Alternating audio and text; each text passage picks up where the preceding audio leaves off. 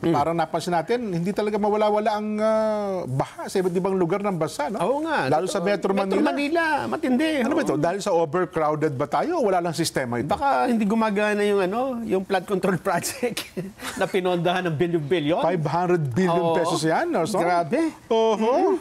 Nako. Anyway. Bakit naman nabanggit bigla? Ito kasi may panawagan dito si Senadora Loren. Ayun. Sabi niya, sa kasalukuyan daw po, ang ahensya ng gobyerno, malokal na pamahalaan, ay palagian daw po na ayusin yun mga daluyan ng tubig na napapadala sa pagbaha dahil po sa malalakas na pag-ulan.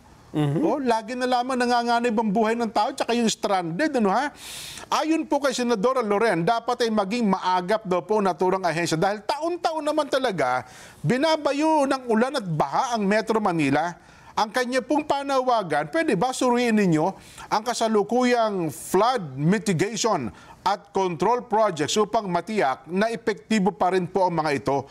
Nagkaroon daw po ng malawakang pagbaha sa Metro Manila dahil sa mga nagdaan na bagyo at pinalakas pa po ng habagat, hindi makaagos ng maayos ang tubig ulan sa mga kanal at daanan ng tubig dahil barado po ng basura, putik ang mga ito. Nagtataka nga kasi tayo, Nelson, Bakit kasi kung kailan tag-ulan na, at saka tayo naglilinis ng estero? Ayun nga. Diba? Dapat noong tag-init pa.